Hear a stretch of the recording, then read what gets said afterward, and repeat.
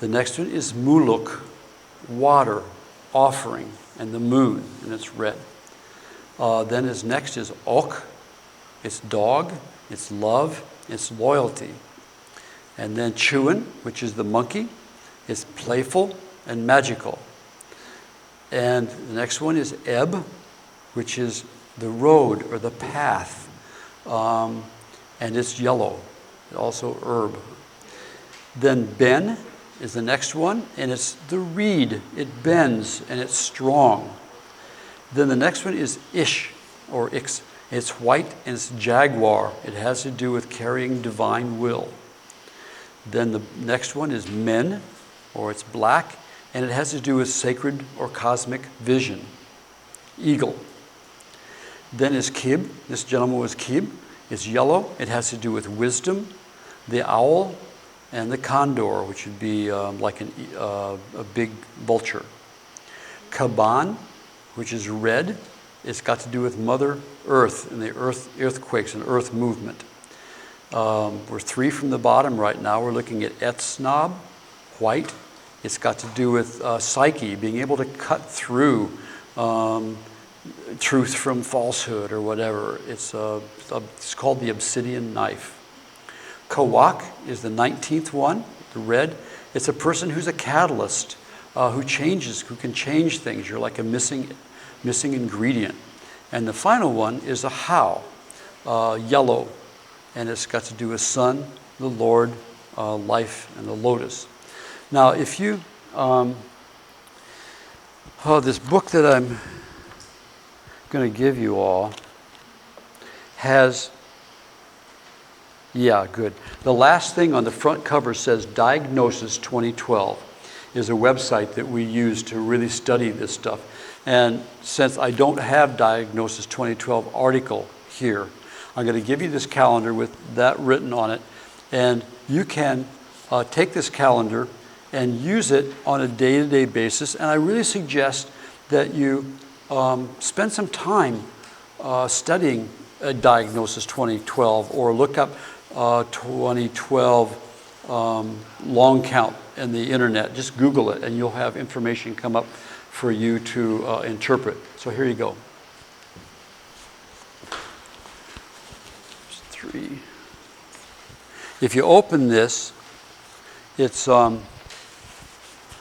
the calendar in it, and it starts with probably early July. Thank you. Yeah. 4, 5, 6. Don't have enough, we can take one. Okay, that's great. Shoot us with 80. Okay. Thank you. You've got this, I think, do you? You guys have these from before? I just ran out.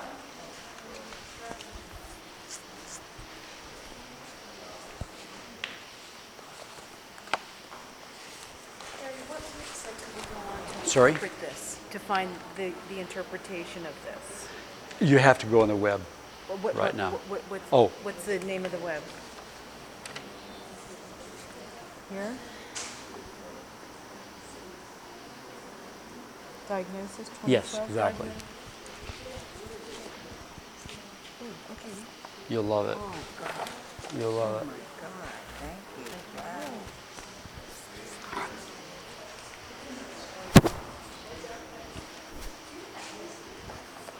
This, and I'm not doing this so you'll buy this at all. It's not that at all. But I just got these back from the printer. And they were $13 originally. If anybody wants one, $5 would buy it. Or just take it if you can't even afford that. This has the same thing you just got done doing. Then it has, this is the descriptions of each of the glyphs, all 20 of them. And then here's the description of the numbers, all 13 of them. And then all it has is the same thing you're holding. Oh, it has the article. And then it has the same thing. Just the days with some art and stuff in them all the way through. So what you have is really if you look at the last page of this, it goes to December 21st, 2012.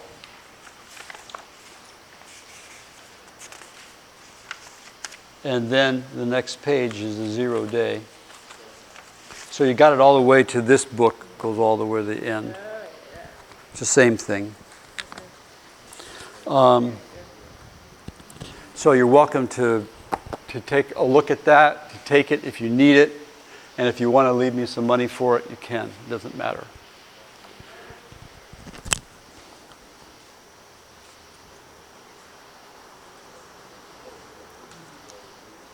I'm just so sorry that when the printing stuff got done and there was this stuff that was just left out, and it's a horrible oversight. But on the front page of the little calendar, right here about where my finger is, it says Diagnosis 2012. And it's a really, really, really interesting website and has all the information that you could ever want about the long count calendar in it. Okay, so you have what could inspire you to go further on this thing. I think that's all I wanted to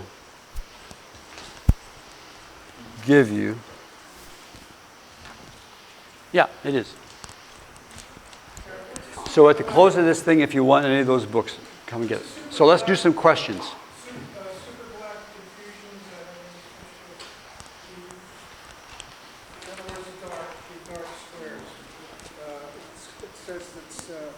Supergalactic confusion. Oh yeah, somebody asked also, what if you end up with your number on a black square?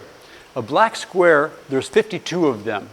Again, 52 just keeps repeating itself, as does 13 and 20.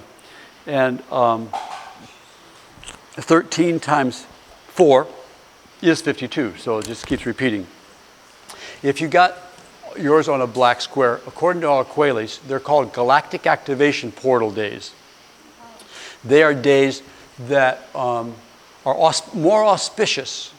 And maybe if you got one of them, if it's you, then you need to, we might expect to see you live it more fully, live it consciously.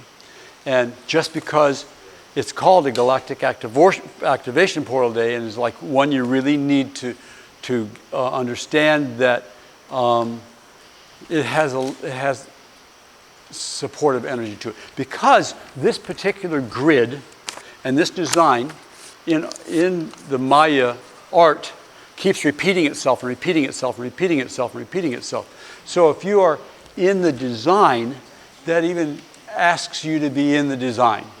You know, be a real active person in the design. And other than that, that was Jose Arcueles. And the stuff I read from Carlos Barrios, and they don't talk about that. Everybody's equal. Everybody's wake up. Just learn what it is that your destiny is about, what you're supposed to be about. And if you like the idea that yours is black and you're supposed to do something more with it, or if you're disappointed and yours isn't black and you don't even want to care about it anymore, don't go there. Don't go there. That's not really what Maya is about. Yeah, Deb. What is the significance of the kin once you've discovered what it is? Does it have anything to do with the conception diagram? Okay. Yeah, interesting. The kin, which is what you just discovered, you're an 8 monkey or whatever it is that you are, is 260 days after you were conceived. Conception in our system, in the humanoid, is 259 to 290 days. The Maya considered conception day 260, so that this is a kind of a humanoid hologram. So that if you were born, like I was, let's just say 11, 2 lines and a dot, serpent, me. That means 260 days before that, I was conceived. So in utero, in my mother, I lived through all of the archetypes, all the vibrational frequencies, if I were a full-term birth. which most of us were somewhat, that prepared me for my birth. So when I'm born, I'm really already 260 days old. And so that's what the conception would be about. If you study the Barrios material, conception is really like 9 before. So if you were, I'm a serpent, which is in the system, it's the 5th archetype. So 9 before that goes 5, and then 4 up from the bottom to find out what my conception energy is. That's all pretty complicated for what we're doing here. If you really get, yeah. The kin that I discovered is very similar to my discovery of those qualities in other systems. It's 64, which is, I'm sorry, let me read it. Yellow sea plant lizard. And I already know that I am those things because I've learned that through other systems. So it's very interesting that it showed up again. Okay. The Chinese. Oh, I don't want to know too many things about myself because it won't go. Chinese system, guess what I am? Serpent. Guess what I'm in the Maya system? Serpent. So there is, I think you're going to find consistencies within it. And there really is a wonderful overlay from one, which makes us wonder where all these oracles come from. The Maya calendar is really an oracle. It's not a religion. It's something that feeds us information about what we need to know. And yeah, thanks, Deb. That's helpful. Gary, you had a question? So in terms of more detail about Right. these 10, is that what's in the book there? Is that Yep. what you're referring us Yep, to? a lot. So that'll give us more definition. Yep, totally. You're welcome to that. I'm just sorry I didn't have it for everybody. So, more questions?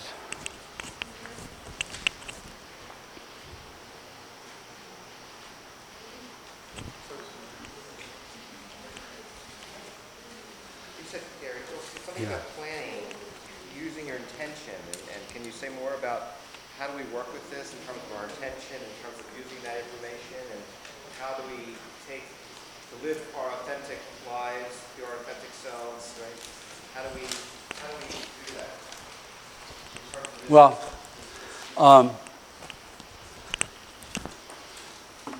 okay, for instance, a 1 is a person who's a unifier. 2 has to do with people who understand relationships. 3 are people who like to put things in action. 4 is a person that likes stability, and they are a stable person. A 5 has to do with empowerment. It has to do with helping other people to make things happen. 5. 6 is called flow in this chart. And it has to do with like knowing that everything's going to be okay, just don't push the river, just go with the flow. 7 is called reflection. It has to do with being between heaven and earth. It's like as above, so below kind of a person.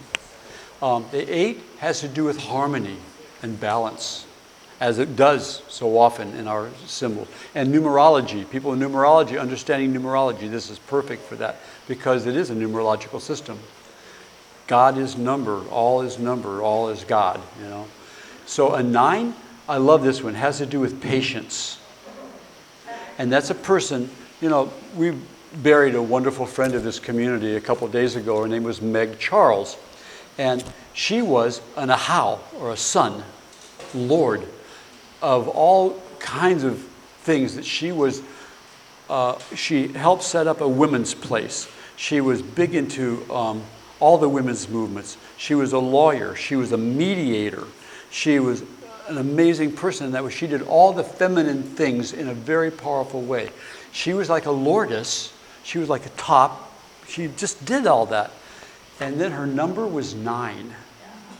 Patient. And that is, to me, it was like, that's exactly what that was about. She didn't force anything on anybody. She laid out her ideas, and yet she, whatever, it'll take time. And she always knew it would take time. So that's 9 was patience. 10 is a manifester. People who can make it happen. If you got If you got something in a 10, you're a person you're a make it happen person. 11 has to do with I'm an 11, a resolution. It's just like coming to, yep, this is what it's going to have to be about. Put all the things together and now it's resolved for me. I'm going to work in that way. 12 is understanding. And that's a person that really gets it, and I love you. I don't care what that's all about. What you did, I understand. There's a hidden, maybe there's a hidden ingredient in here that we don't know about or I don't know about, but I understand.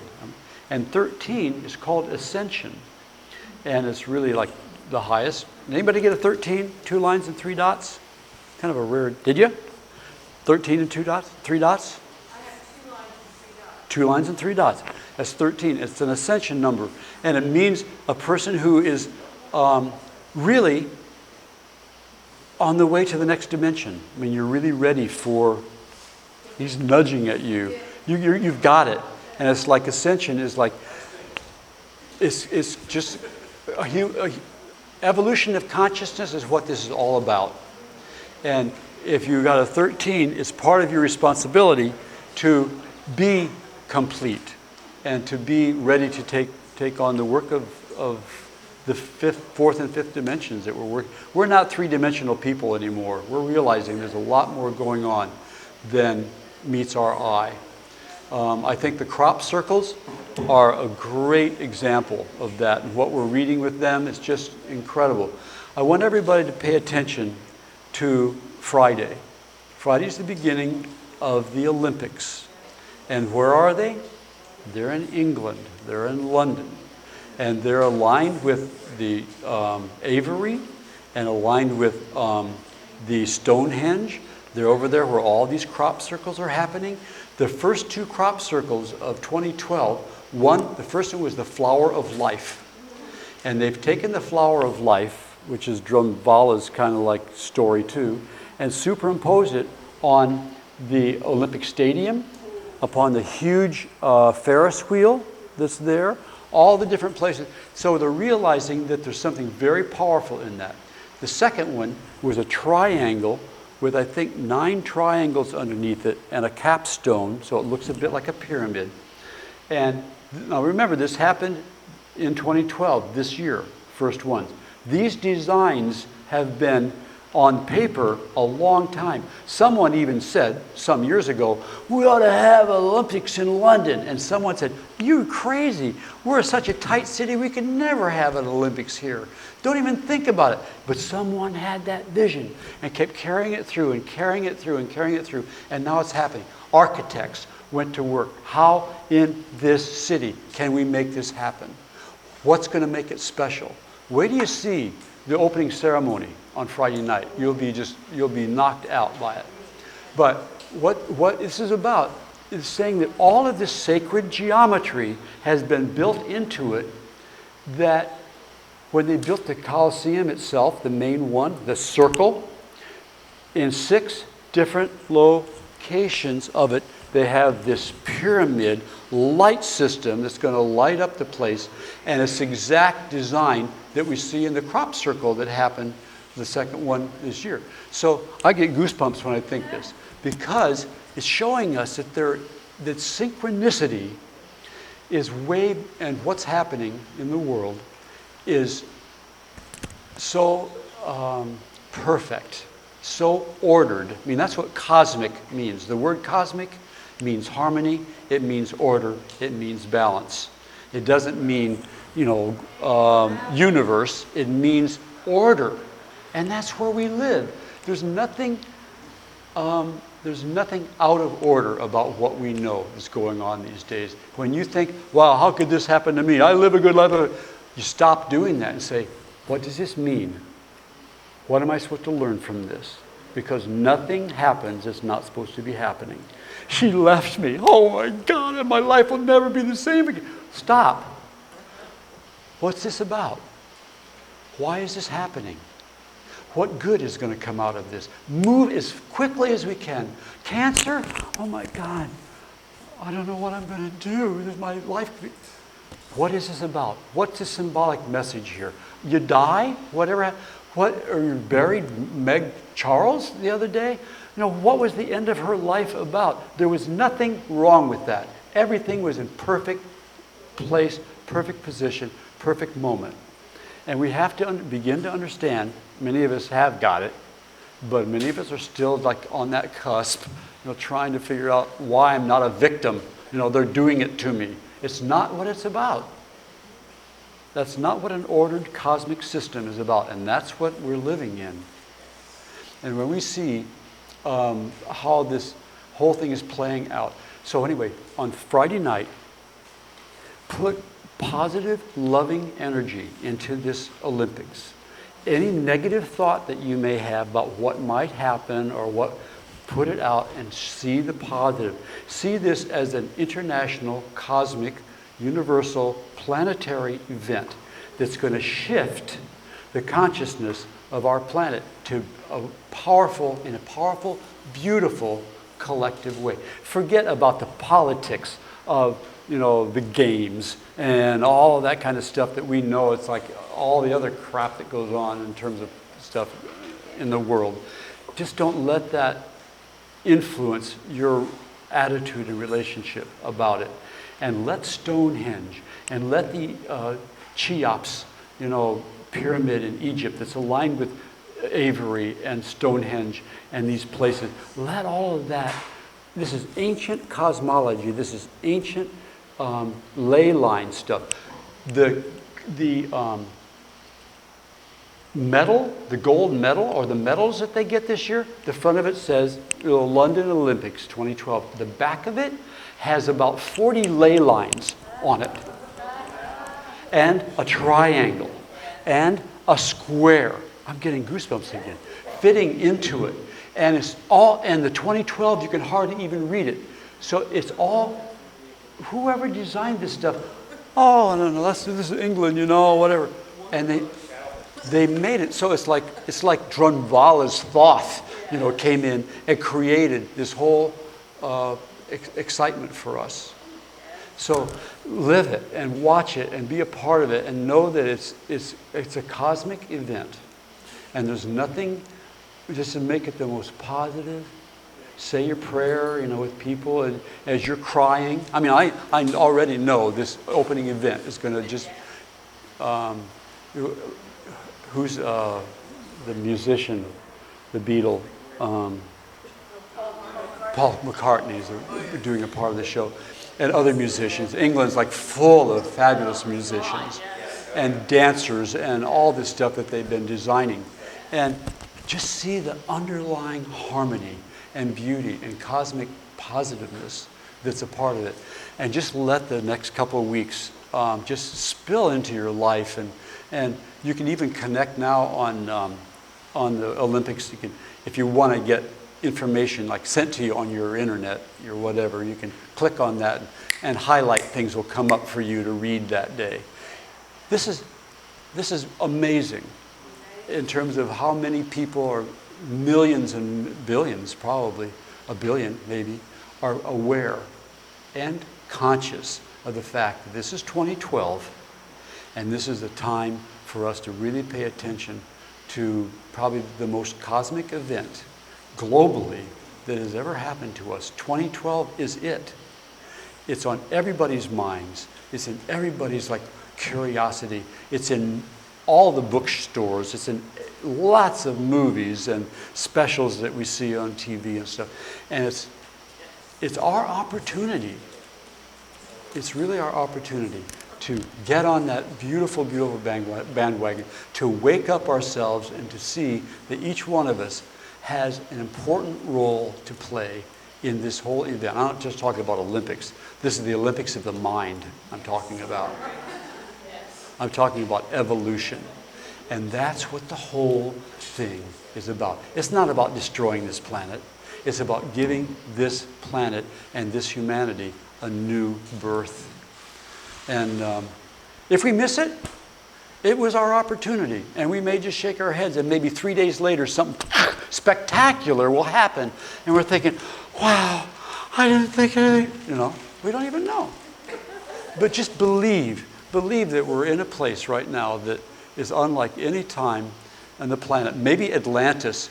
People even believe that the Atlanteans came to Mexico, to the Veracruz area. There are Atlantean statues in one of the sites there near Veracruz that are not Mayan. They're not. They are Atlantean. Look it up again. Google it. Atlantean statues in Mexico. Just check it out. And there's so much possibility that this whole consciousness, it ain't just something that the Mayans dreamed up, you know. They are people connected to the Pleiades, they're connected to Sirius, they're connected to Pluto, they're connected to the star systems that we're all bouncing around in these days. And it's not just a calendar of 260 days that you fit into. It's a cosmic plan for all of humanity. And, you know, probably for the universe. Some people believe that we are a model for a much huger system that's watching what we're about to do. And they see how war and how oil and how the huge plastic ocean in the middle of the Pacific and every other gyro ocean that we have, the horrible things that we have done to this planet, from fracking, you know, to child sex pornography and selling children, you know, what all of this is the dark, dark force that's been, you know, just goading us and goading us. But we are not that. And that's not what humanity is. It's a really small percent when you look at what it is. The rest of us are like, what can we do? What can we do? We could just choose not to believe in that and go to the next place for humanity and for all of us. So, thanks for being here tonight. Thanks for inviting me. And please pick up one of these books. And if you want to drop me $5, you can. If not, I'm not watching anybody do anything. Just take one if you need it. One more on one Sunday. It's a Mayan number, right? The next 3 Sundays. Sorry?